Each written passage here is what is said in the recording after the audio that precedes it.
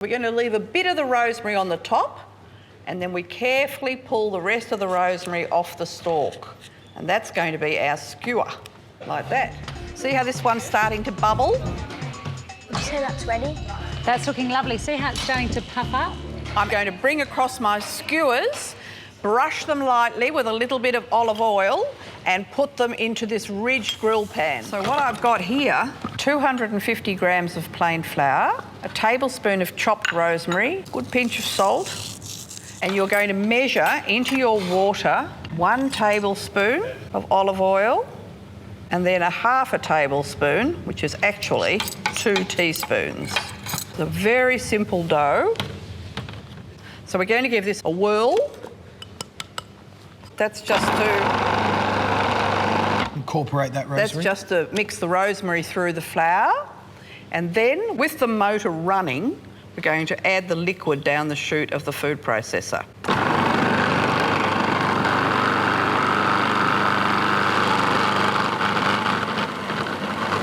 Okay, lid off. Dough out, and give it just a very quick knead on the bench. So this is just to bring all those elements together so you've got a nice smooth dough. And that's really all we need. And then it can go into a bowl, and I'm just covering that so that the dough doesn't dry, because it's often quite hot in a kitchen. And so that's just going to be put somewhere to relax and rest for 30 minutes. Fantastic. You guys look like you've done this before. Yeah, we made pasta. Great. Well, I reckon we're ready for the next step. Well, the next step is going to be starting the actual meatball mixture. And the first thing we're going to do is roast spices. So the first spice I'm going to roast is the cumin. Now, you have to keep a watch on it because it does burn quite easily. You've got a wooden spoon there, so you can just keep it moving. And you should be able to smell a beautiful, beautiful smell coming from that. Oh, smell that. It's releasing all the oils. The reason we're toasting these spices is because as they warm up, they release beautiful oils that add fragrance to all the dishes that you cook with them. I think that's smelling pretty good. So that one's going into the mortar and pestle. You don't need to wash the pan or anything. Straight back on, and the coriander goes in. Coriander into the same pan? It's inclined to pop, this one, as it gets hot. So then you got the pestle, and you use a combination of letting it drop onto the spices to start cracking them, and then you start grinding it against the sides. Excellent. And do it like you mean it. And then as you're doing that, it should start to smell absolutely wonderful. Can you smell all that beautiful fragrance in the air? It smells absolutely gorgeous. How fine do you want that, Stephanie? I think this should be reasonably fine because it doesn't sort of pick up much in the food processor.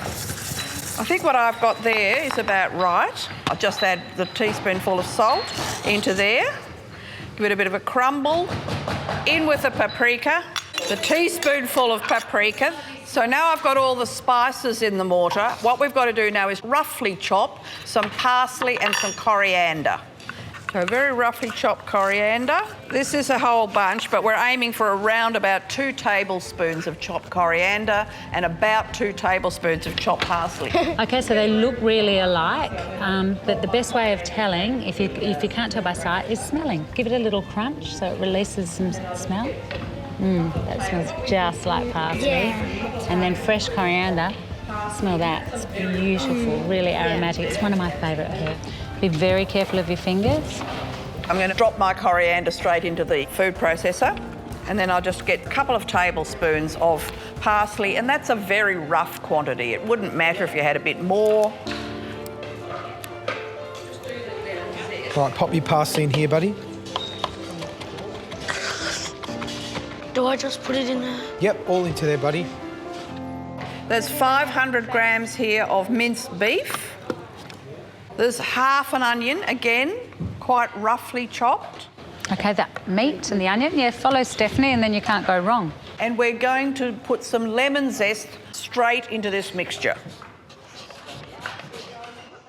These lemons smell beautiful. Keep turning it around. You just want the skin of the lemon because once you get into the pith, it's quite bitter. Yep. Stephanie, what's next? So we're now going to add our spice mixture to everything that's in here.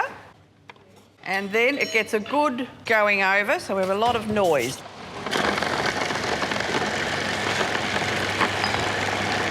This really needs to be blended really well, so it's a very soft, pasty mixture, so it will easily go around the rosemary.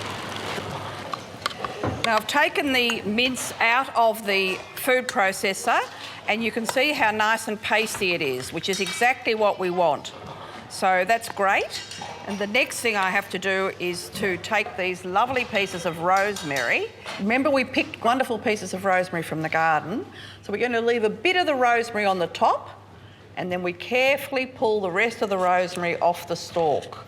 And that's going to be our skewer, like that. Isn't that beautiful? So all that flavour from that skewer is going to go into the meat as well. It is, and you can imagine that if you were doing this on the barbecue at home, it would be wonderful. There'll be just lots of wonderful smells. Got a pastry brush. Just going to lightly brush the skewers themselves. This is hopefully means that when you're going to eat this skewer, the meat's going to slip off reasonably easily.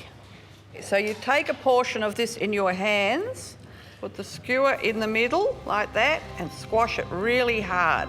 You want a nice, even sort of sausage of mince. Can I have a go? Yeah. You might want to work that down the stick a little bit more, otherwise the stick might burn. Lovely.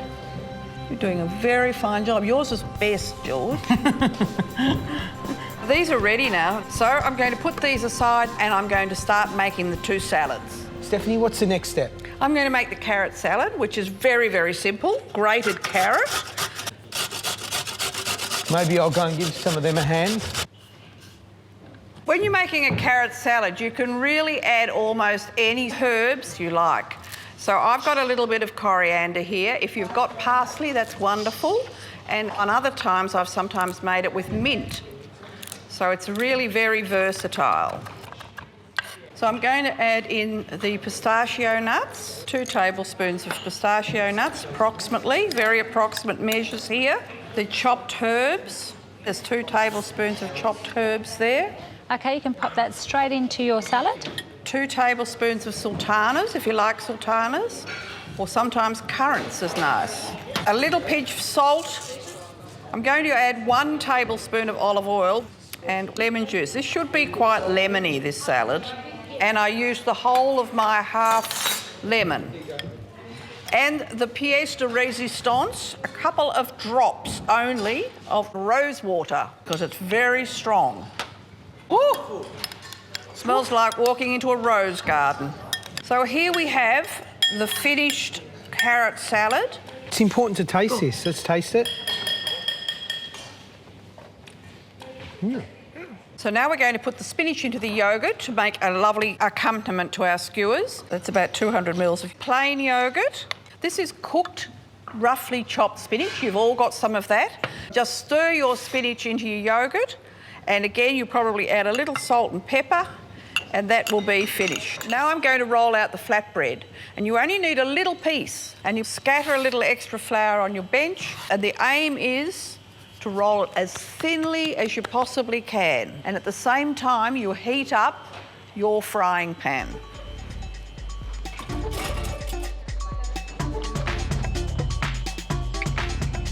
You will need a little extra flour to stop it sticking. Really need to lean into those. That's the way. I can see some energy being used there. That's fantastic. So you can see that that's really quite thin. Pop it on the board and do another one. Got to keep up with Stephanie Alexander, how about that? Now I'm going to fry these in a nice hot pan. With oil? No oil. No oil. If you've got one ready, you can stick your second one in. But yeah, okay, pop it in. See how this one's starting to bubble? Would you say that's ready?